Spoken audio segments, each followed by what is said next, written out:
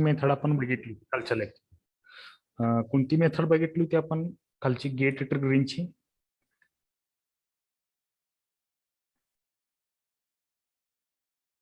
Register AC gate triggering.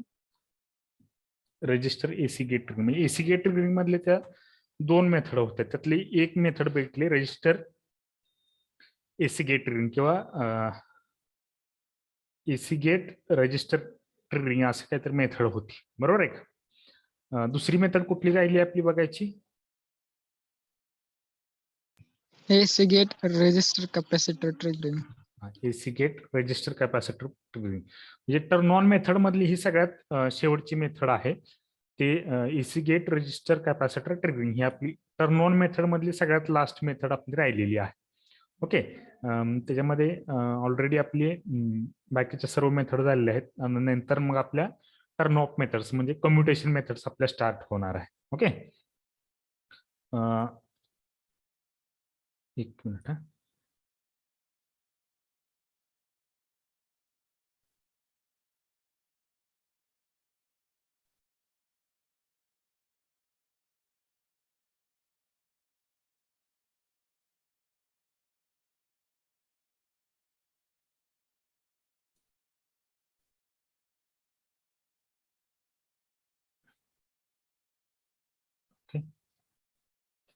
दिसते का सगळ्यांना प्रेझेंटेशन? हो sir.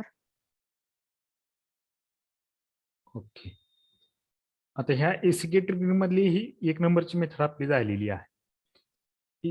AC gate register triggering किंवा त्याला रजिस्टर ट्रिगरिंग मेथड असंही म्हणतात बरं का. ज्यावेळेस एक्झाम मध्ये क्वेश्चन विचारतील रजिस्टर गेट ट्रिगरिंग किंवा रजिस्टर ट्रिगरिंग मेथड, तर तुमचं कन्फ्युजन व्हायला नको आहे. ओके, तर ही जी काय सेकंड मेथड आहे ती register gate AC gate register capacitor triggering circuit, ही जी काही सेकंड मेथड आहे त्याला आरसी ट्रिगरिंग मेथड किंवा आरसी गेट ट्रिगरिंग असंही म्हणतात. त्यामुळे तिथं तुमचं कन्फ्युजन व्हायला नको आहे. Register gate RC gate triggering किंवा रजिस्टर कॅपॅसिटर गेट ट्रिगरिंग किंवा आरसी ट्रिगरिंग असंही म्हणतात त्याला. ओके, त्यामुळे तिथं कन्फ्युजन करून घेऊ नका. हे झालेलं आहे आपलं. आता ही जी काय सेकंड मेथड आहे AC gate register capacitor triggering किंवा आरसी गेट ट्रिगरिंग असं म्हणायचं. RC gate triggering. आता आरसी गेट ट्रिगरिंग मध्ये जर तुम्ही बघितलं तर याच्यामध्ये दोन डायोड्स यूज केलेले आहेत. एक डायोड D1 D2 हे दोन डायोड. हे बाकीचं सगळं त्याचं जे काय आहे ते सेम आहे, फक्त गेट सर्किट चेंज आहे. गेट सर्किट मध्ये काय चेंजेस आहेत बघा. इथं R1 R2 असे रजिस्टर दोन रजिस्टर यूज केले नाहीत, फक्त एकच व्हेरिएबल रजिस्टर यूज केलेला आहे, बरोबर आहे. आणि इथं कॅपॅसिटर यूज केलेला आहे, म्हणून याला आरसी गेट ट्रिगरिंग म्हटलेलं आहे. ह्याच्या जे काय गेट सर्किट आहे हे त्याचं गेट सर्किट आहे. म्हणजे गेटला जो काय सप्लाय आपण अप्लाय केलेला आहे तो बाय हे ह्या सर्किटने यूज केलेला आहे. त्याच्यामध्ये काय काय आहेत, दोन डायोड आहेत, एक व्हेरिएबल रजिस्टर आणि एक कॅपॅसिटर आहे. असं यूज करून आपण काय केलं, याला आपलं गेट सर्किट आहे. म्हणजे गेट सर्किट म्हणजे काय, त्या सर्किट थ्रू आपण गेटला सप्लाय देणार आहे. ते यूज करून आपण काय करणार आहे, गेटला सप्लाय देणार आहे. आता हा आपला SCR आहे, त्याचं ॲनोड टर्मिनल आहे इथं आणि हे आहे ते कॅथोड टर्मिनल आहे. वरचा anode terminal cathode terminal, this is the gate terminal. Okay, याला सेम बाकीचं सगळं त्याचे जे काही वर्किंग आहे किंवा बाकीचं त्याचे जे काही कनेक्शन्स आहेत ते पाठीमागच्या याच्यासारखंच आहेत. फक्त काय आहे याच्यामध्ये दोन डायोड यूज केलेले आहेत, एक व्हेरिएबल रजिस्टर यूज केला आणि एक कॅपॅसिटर. चेंज जो आहे तो फक्त गेट सर्किट मध्ये चेंज आहे. काय चेंज आहे तर दोन डायोड आहेत, त्याची कनेक्शन असं दिलेलं आहे.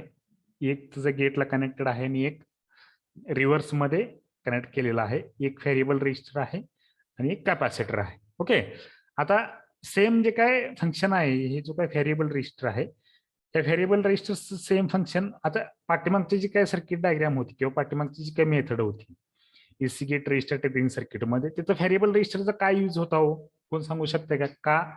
काय आपण तिथे यूज करतो तो आपण त्या रजिस्टरचा, व्हेरिएबल रजिस्टरचा? फायरिंग अँगल सेट करण्यासाठी. Firing angle set firing angle control करण्यासाठी. We can change the firing angle by changing the value of variable register, बरोबर आहे. म्हणजे आपण व्हेरिएबल रजिस्टरची व्हॅल्यू व्हॅरी करून आपण तिथं फायरिंग अँगल सेट करत होतो किंवा कंट्रोल करू शकतो किंवा चेंज करू शकत होतो. म्हणजे आपल्याला पाहिजे तसा आपण तो चेंज करू शकतो. पण त्या याच्यामध्ये एक डिसएडव्हान्टेज होतं बघा. ती जी काही मेथड आपण बघितली त्याच्यामध्ये एक डिसएडव्हान्टेज होतो. काय होतं disadvantage?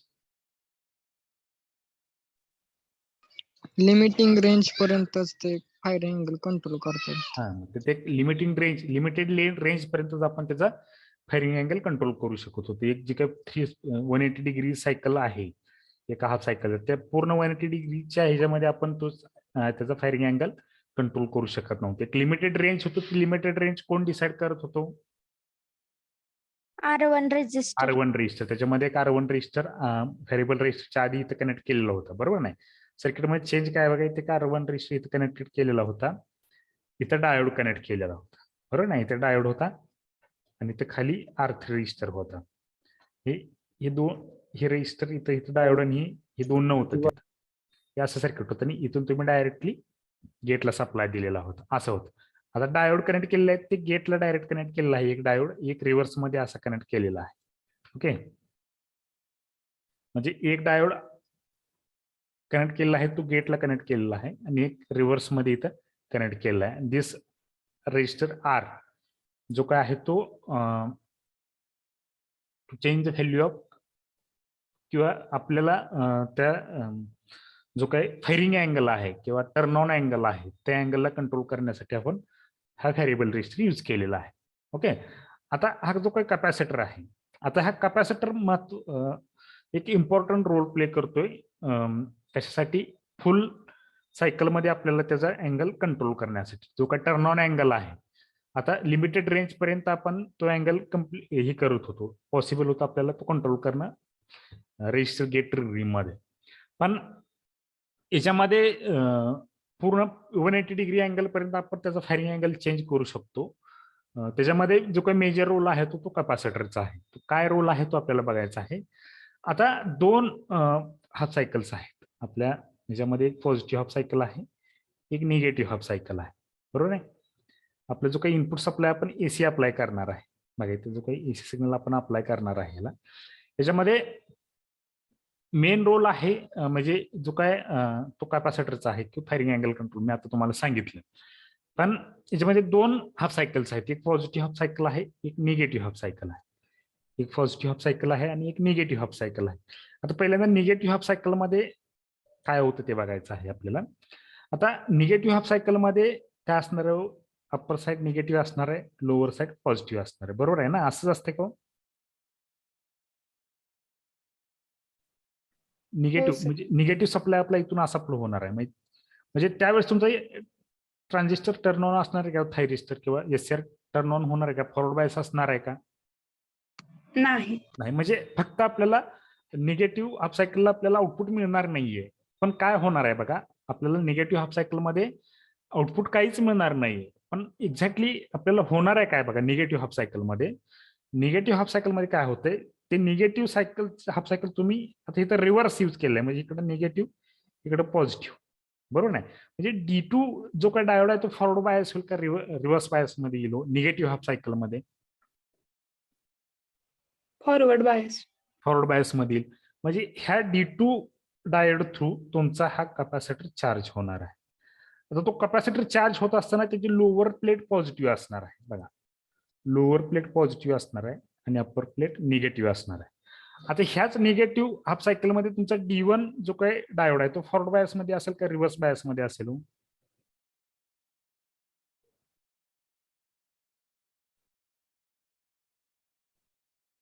D1 diode forward bias मध्ये असेल का रिव्हर्स बायस मध्ये असेल?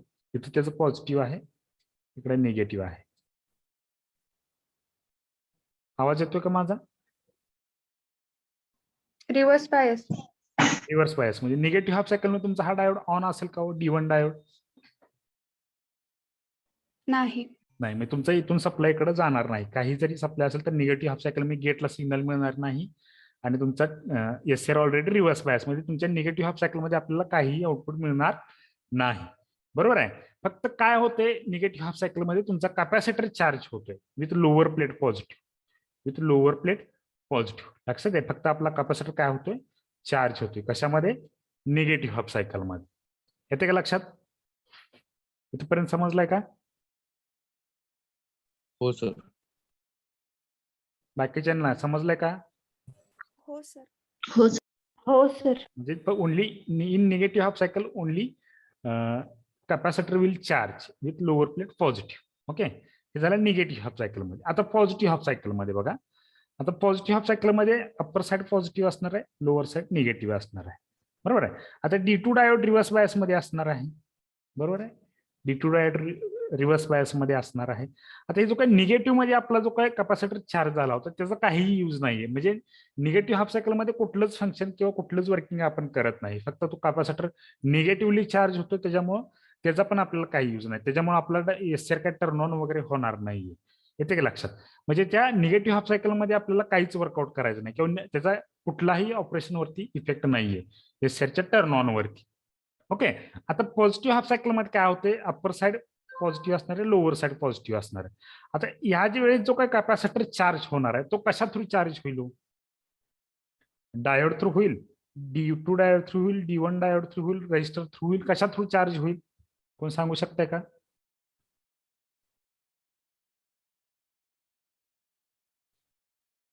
कुठल्या कंपोनंट थ्रू तुमचा कॅपॅसिटर चार्ज होईल? चार्ज होईल का नाही होईल? काय वाटतंय?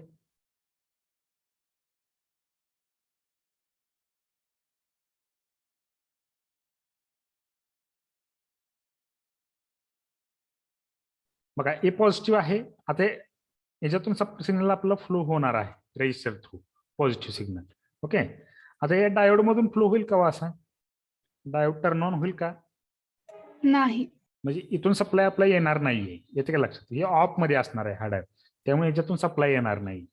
आता त्याच्या थ्रू आपला डायोड हा कॅपॅसिटर चार्ज होईल विथ अप्पर साइड पॉझिटिव्ह. कारण आता इकडे पॉझिटिव्ह आहे, इकडे निगेटिव्ह आहे, with upper plate positive. Okay, आता कॅपॅसिटर चार्ज झाल्यामुळे काय इफेक्ट आहे बघा. Turn on SR turn on होण्यासाठी काय त्याचा रोल आहे? हा कॅपॅसिटर चार्ज झाल्यानंतर डिस्चार्ज पण होणार आहे. कसा डिस्चार्ज होणार आहे किंवा काय त्याचा चार्जिंगचा हे आहे? ज्यावेळेस चार्जिंग व्होल्टेज आहे, कॅपॅसिटरचं चार्जिंग व्होल्टेज म्हणजे कॅपॅसिटरचं चार्जिंग व्होल्टेज आपलं एसआर कधी ऑन होणार आहे बघा. If charging voltage, capacitor charging voltage is equal to gate voltage. आपल्या गेटला टर्न ऑन होण्यासाठी जे काय मिनिमम व्होल्टेज रिक्वायर्ड असणार आहे. बघा मी काय सांगतोय, आपल्या एसआरला टर्न ऑन होण्यासाठी गेटसाठी गेट टर्मिनल जे काय मिनिमम व्होल्टेज रिक्वायर्ड आहे, this is a gate voltage. Okay, ते गेट व्होल्टेज म्हणजे charging voltage is equal to gate voltage. म्हणजे गेट व्होल्टेज म्हणजेच कुठलं voltage? The voltage required to turn on the SCR. म्हणजे गेटला जे काय व्होल्टेज रिक्वायर्ड असणार आहे टर्न ऑन होण्यासाठी तेवढं व्होल्टेज असेल म्हणजे कॅपॅसिटरचं व्होल्टेज, त्यावेळी तुमचं एससीआर टर्न ऑन होणार आहे.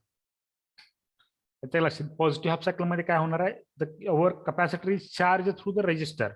आपला कॅपॅसिटर जो काय चार्ज होणार आहे तो थ्रू दी रेजिस्टर होणार आहे. तो सप्लाय ही आपल्या ह्या व्होल्टेजला जाणार आहे. कारण ह्या सिच्युएशन मध्ये तुमचा हा डायोड फॉरवर्ड बायस मध्ये असणार आहे का रिव्हर्स बायस मध्ये असणार आहे? पॉझिटिव्ह हाफ सायकलला diode D1 forward bias. Forward म्हणजे जो सिग्नल आपला चार्ज होणार आहे, कॅपॅसिटर चार्ज होणार आहे तो सिग्नल म्हणजे ह्या कॅपॅसिटरचे व्होल्टेज आहे की नाही, हे कॅपॅसिटरचं जे काही व्होल्टेज आहे ते तुमच्या ॲनोडलाही कनेक्टेड आहे थ्रू दी डायोड आणि तुमच्या कॅथोडलाही कनेक्टेड आहे.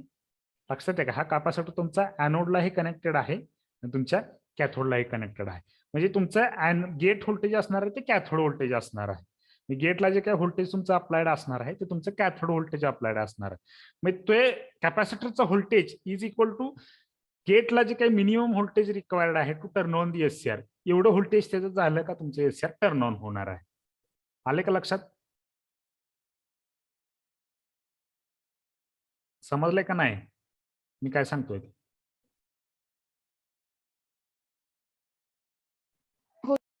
हो सर. येते लक्षात? सगळ्यांना समजलंय का? हो सर. हो सर. एक्सप्लेनेशन मध्ये आपण खाली बघणार आहे त्याचा. आता ह्याच्यानंतर वेव्हफॉर्म आहे. आता वेव्हफॉर्म काय करू आपण शेवटी ड्रॉ करू. ही जी दोन वेव्हफॉर्म आहेत, दोन वेव्हफॉर्म म्हणजे काय, waveform for the RC half wave triggering circuit value of R is high. म्हणजे ही जी काय वेव्हफॉर्म आहे ती रेजिस्टरची व्हॅल्यू हाय असतानाची आहे, जास्त असतानाची आहे. आणि दुसरी जी वेव्हफॉर्म आहे ती रेजिस्टरची व्हॅल्यू लो असतानाची आहे. रेजिस्टर लो असताना काय इफेक्ट होते आणि रेजिस्टर हाय असताना काय इफेक्ट होते हे जे आहे हे वेव्हफॉर्म आपण जे काही एक्सप्लेनेशन झाल्यानंतर तुम्हाला ते एक्सप्लेन करू आपण. ओके, तुम्हाला स्क्रीन दिसते का हो? म्हणजे स्लाइड दिसते का आता? नाही सर. नाही सर. ओके, आता दिसतंय? हो सर. हा ठीक आहे. आता ह्या मेथड मध्ये आता याचं जे एक्सप्लेनेशन आहे, एक मिनिट, आता याचं जे काही एक्सप्लेनेशन आहे ते काय आहे बघा. एक्सप्लेनेशन मध्ये काय सांगितले, RC triggering which consist of two diode D1 and D2 with an RC network. RC network म्हणजे कुठलं? हे रजिस्टर अँड कॅपॅसिटर नेटवर्क. म्हणजे काय सांगितलं, ह्या ट्रिगरिंग मेथड मध्ये दोन डायोड आहेत D1 D2 with RC network, register and capacitor. याच्याबरोबर हे दोन डायोड आपण यूज केलेले आहेत with RC network connected to turn on SCR. RC network हे कशासाठी आपण कनेक्ट केलंय? To turn on the SCR. आपल्याला एससीआर ला टर्न ऑन करण्यासाठी ते आरसी नेटवर्क यूज केलेलं आहे. ओके, आता सेम पुढचा पॉईंट आहे तो, by varying the variable resistance triggering or varying angle is controlled in full positive half cycle. म्हणजे by changing the value of register variable register, by changing the value of variable register we can control the firing angle और triggering angle. Triggering angle म्हणजेच काय? ज्या अँगलला म्हणजे firing अँगलला तुम्ही triggering angle असंही म्हणू शकता. ज्या अँगलला आपला एसएट टर्न ऑन होतोय त्या अँगललाच तुम्ही ट्रिगरिंग अँगल म्हणू शकता. ओके, तो अँगल आपण कंट्रोल करणार आहे by changing the value of by varying the value of variable resistor. म्हणजे व्हेरिएबल रेजिस्टर हा जो काय कंपोनंट आहे त्याच्या थ्रू आपण आपला फायरिंग अँगल किंवा ट्रिगरिंग अँगल कंट्रोल करणार आहे. हे सेकंड पॉईंट मध्ये सांगितलेलं आहे. ओके, आता पहिल्यांदा काय सांगितले, during the negative half cycle capacitor charges with lower plate positive through D2. आता हे डायोड D2 मग तुम्हाला सांगितले की निगेटिव्ह हाफ सायकल मध्ये आपला कॅपॅसिटर चार्ज होणार आहे with lower plate positive through D2. म्हणजे डायोड D2 आपला जो काही कॅपॅसिटर आहे विथ लोअर प्लेट पॉझिटिव्ह आपला कॅपॅसिटर चार्ज होणार आहे कुठल्या? निगेटिव्ह हाफ सायकल मध्ये. आता ह्या निगेटिव्ह हाफ सायकलच्या आपल्या to turn on the SCR, SCR ला टर्न ऑन होण्यासाठी जी काय त्याचं वर्किंग आहे त्याच्यावरती काही, कारण तो लोअर प्लेट पॉझिटिव्ह आहे. लोअर प्लेट पॉझिटिव्ह आहे, त्या लोअर प्लेट पॉझिटिव्ह आहे म्हणजे काय आहे बघा, लोअर प्लेट पॉझिटिव्ह आहे म्हणजे काय? हे पॉझिटिव्ह तुमच्या कॅथोडला कनेक्टेड आहे, निगेटिव्ह तुमच्या गेटला कनेक्टेड आहे. म्हणजे निगेटिव्ह पल्स ह्याला अप्लाय होते, हे निगेटिव्ह पल्स अप्लाय होते. आता निगेटिव्ह पल्स अप्लाय होते म्हणजे काय बघा, इथं पॉझिटिव्ह आहे इथं निगेटिव्ह आहे, हे ॲनोड आहे कॅथोड आहे, हे तुमच्या इकडे सप्लाय जाणार आहे का हो? ह्याचं जो काय हे जे काय व्होल्टेज आहे ते अप्लाय होणार आहे का एससीआरच्या गेटला? होईल का? नाही. का होणार नाही? कारण हे जो काय डायोड आहे तो त्याचा ॲनोड टर्मिनलला तुमचा निगेटिव्ह सप्लाय जातो, त्यामुळे तुमचा हा डायोड फॉरवर्ड बायस मध्ये जाणार नाही. त्यामुळे निगेटिव्ह सायकल मधल्या वर्किंगचा आपल्या एससीआरच्या वर्किंग वरती काही इफेक्ट होत नाही. ओके,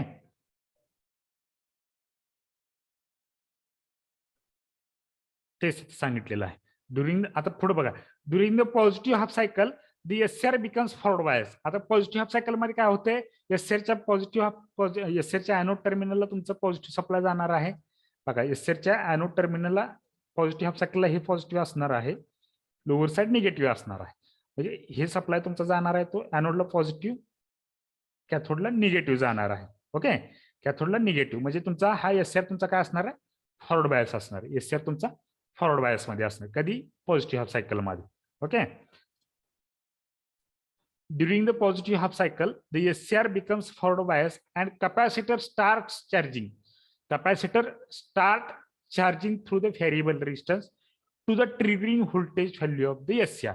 म्हणजे काय सांगितलंय, हा आपला कॅपॅसिटर म्हणजे पॉझिटिव्ह हाफ सायकल मध्ये काय होते, दोन गोष्टी होतात. तुमचा एससीआर फॉरवर्ड बायस मध्ये जाणार आहे, एससीआर फॉरवर्ड हा पॉझिटिव्ह सिग्नल हा निगेटिव्ह सिग्नल, एससीआर तुमचा फॉरवर्ड बायस मध्ये जाणार आहे. And this capacitor is charge through register, this capacitor is charge through register with upper side, हिची अप्पर साइड पॉझिटिव्ह असणार आहे, लोअर साइड निगेटिव्ह असणार. पण हा कॅपॅसिटर चार्ज कुठपर्यंत होणार आहे, कोण सांगू शकते का? कुठपर्यंत चार्ज होणार आहे कॅपॅसिटर?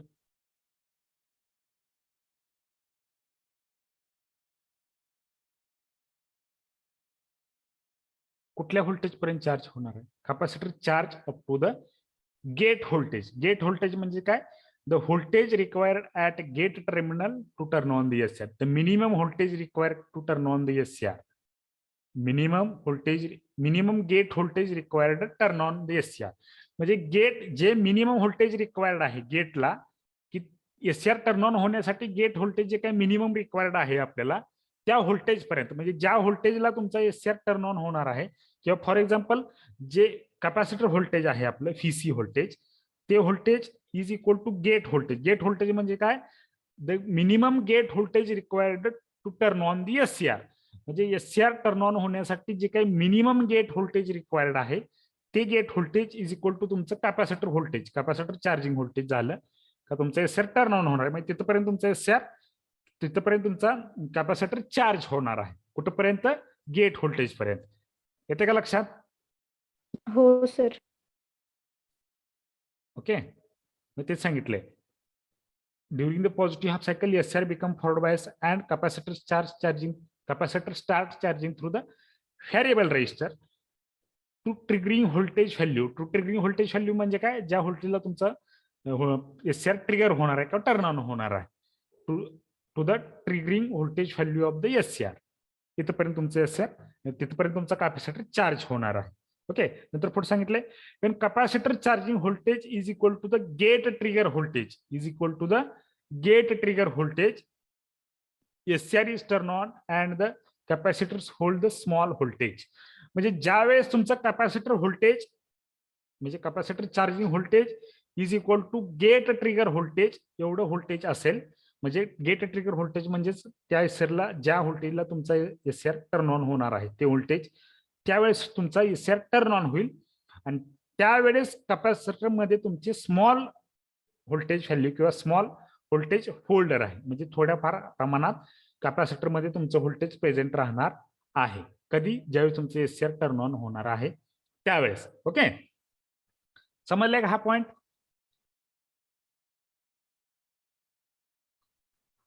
हा पॉइंट समजलाय का? हो सर. ओके, आता सर. हा जो काय स्मॉल व्होल्टेज आहे की नाही, हे जे कॅपॅसिटर मध्ये एसआर टर्न ऑन झाल्यानंतर जे काय स्मॉल व्होल्टेज प्रेझेंट राहणार आहे किंवा तो कॅपॅसिटर होल्ड करून ठेवणार आहे, त्या व्होल्टेजचा इफेक्ट काय होतो बघा.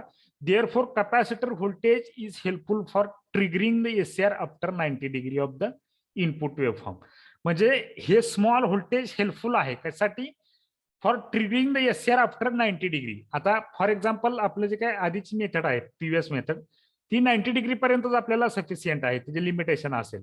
तर तुमच्या ह्या मेथडमध्ये आफ्टर 90 डिग्री ही तुम्ही आपला एसआर टर्न ऑन करू शकता by using the this voltage. कुठले जे काय small voltage SR, small voltage तुमचं कॅपॅसिटर मध्ये होल्ड राहणार. काय सांगितले? Therefore capacitor voltage is helpful for triggering the SR after 90 degree. म्हणजे हे जे काय स्मॉल व्होल्टेज होल्ड राहणार आहे कॅपॅसिटर मध्ये, this voltage is helpful for to turn on the SR after the 90 degree. 90 degree मध्ये नंतर ही तुमचं एसआर टर्न ऑन होण्यासाठी ते स्मॉल व्होल्टेज हेल्पफुल आहे.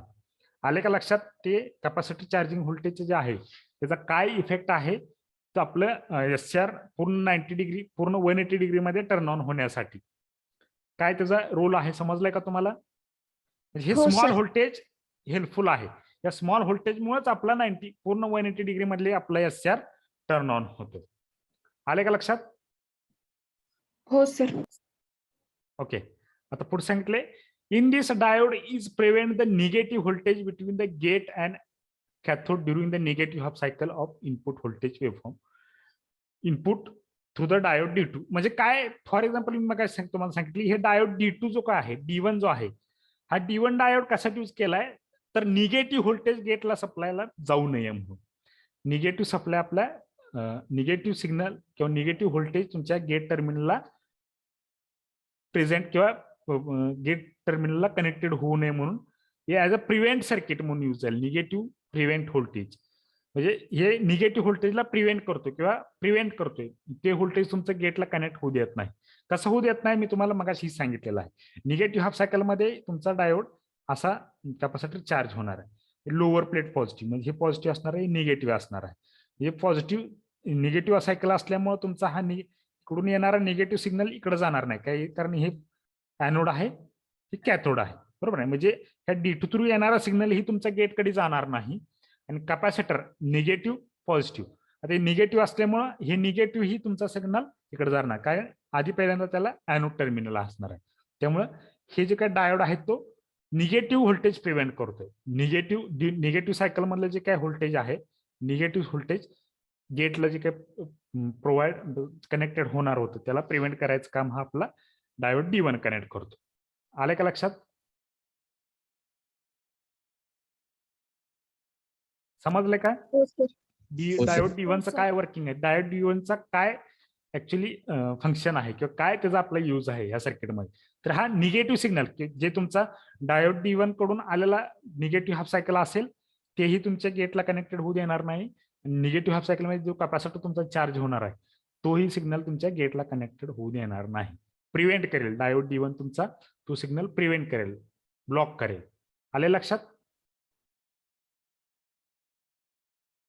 हो सर. समजले हो, का? Sir. AC register capacitor gate triggering किंवा आरसी गेट ट्रिगरिंग मेथड समजले का सगळ्यांना? हो सर. आरसी गेट ट्रिगरिंग समजलंय? ओके. आता ही जी वेव्हफॉर्म तुम्हाला सांगतो, आता ही जी काही वेव्हफॉर्म आहे ती इथं तुम्हाला एक्सप्लेन करता सेपरेटली एक्सप्लेन करतो. ओके. आता त्याची वेव्हफॉर्म काय आहे बघा.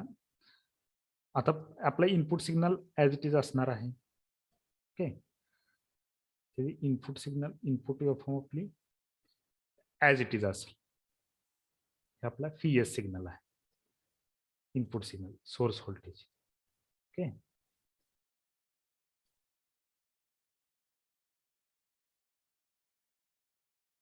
आता इथं आपण ड्रॉ करणार आहे आउटपुट व्होल्टेज. आता इथं दोन याच्यामध्ये आपल्याला व्होल्टेज हे करायचं आहे. म्हणजे एकदा दोन फंक्शनसाठी आपल्याला याचा वर्किंग बघायचं आहे. कशासाठी बघायचं आहे बघा. एकदा आपला रजिस्टरची व्हॅल्यू हाय असताना आणि एकदा रजिस्टरची व्हॅल्यू लो असताना. आता रजिस्टरची व्हॅल्यू हाय असताना मला सांगा, रजिस्टरची व्हॅल्यू हाय असताना फायरिंग अँगल जास्त असेल का कमी असेल?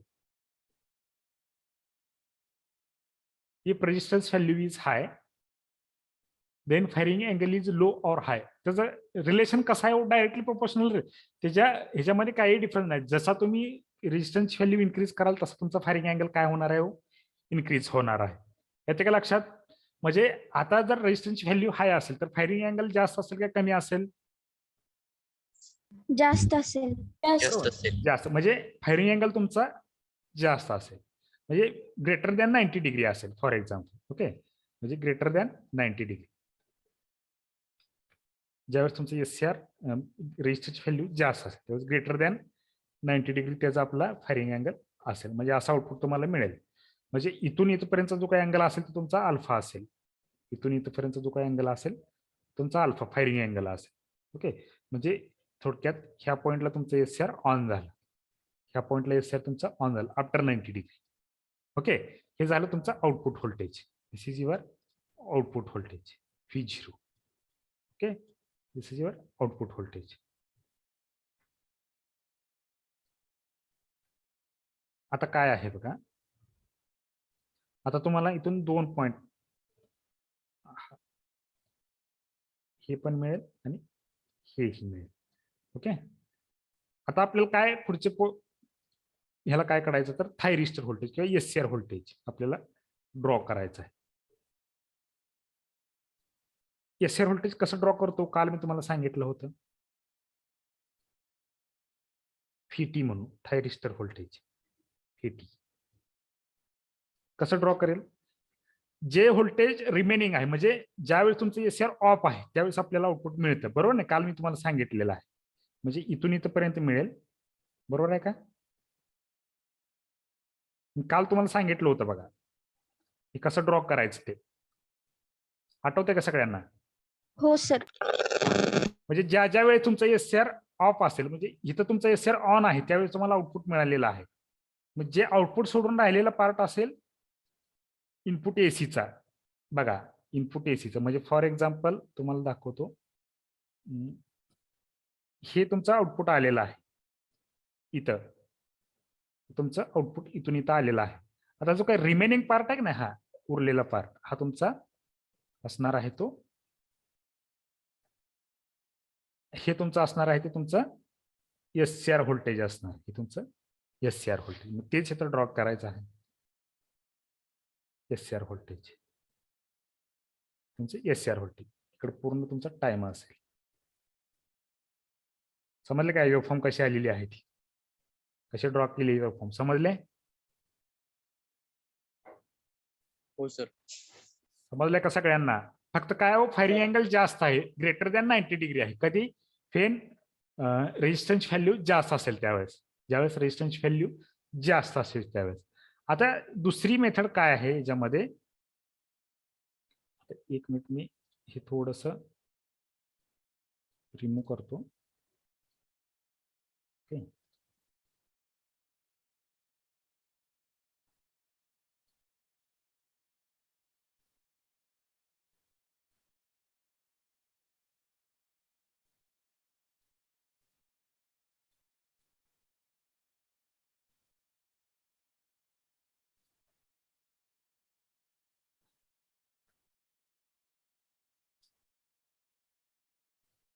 आता ही दुसरी मेथड मध्ये काय आहे, आपला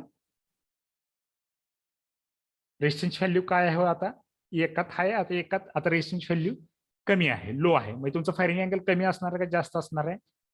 कमी असणार. कमी. कमी असणार. मग त्यावेळेस तुमचं आउटपुट येणार आहे ते असं येईल तुम्ही.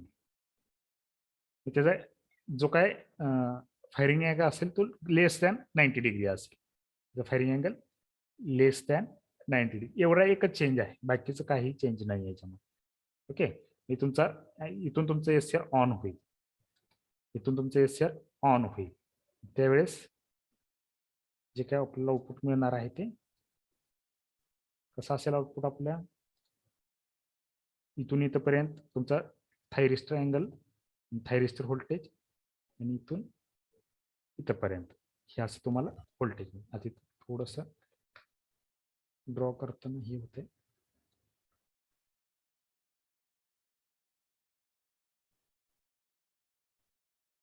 अरे लक्षात वेव्हफॉर्म कसे ड्रॉ केले, फक्त काय फायरिंग अँगलचा चेंज आहे. फायरिंग अँगल इन्क्रीज केला, रेजिस्टन्स व्हॅल्यू हाय असेल, फायरिंग अँगल जास्त असेल, म्हणजे आउटपुट व्होल्टेज कमी मिळेल तुम्हाला, कारण हे कमी आउटपुट व्होल्टेज मिळेल इथं फायरिंग अँगल जास्त आल्यामुळे. आणि फायरिंग अँगल कमी असेल तर तुम्हाला मॅक्सिमम आउटपुट मिळेल, इथून मिळेल. आले लक्षात? एवढा एकच चेंज आहे दोन्हीमध्ये, रेजिस्टन्स व्हॅल्यू हाय असताना आणि रेजिस्टन्स व्हॅल्यू लो असताना. समजलंय का? येस हो सर. सर. ते जर तुम्ही बघितलं तर तेच आहे बाय. इथं रेजिस्टन्सची व्हॅल्यू हाय असताना, ही पहिली जी ही आहे त्याच्यामध्ये रेजिस्टन्स व्हॅल्यू हाय आहे, त्याचं फायरिंग अँगल जास्त आहे, एवढंच आउटपुट व्होल्टेज आलेलं आहे. आणि इथं फायरिंग अँगल कमी आहे, तर इथं जास्त आउटपुट व्होल्टेज आलेलं आहे. आले लक्षात?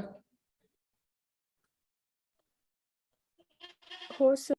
हो सर. त्याच्यामध्ये करंटची वेव्हफॉर्म दिलेली नाही. ओके, ठीक आहे. समजलंय का सगळ्यांना? हो सर.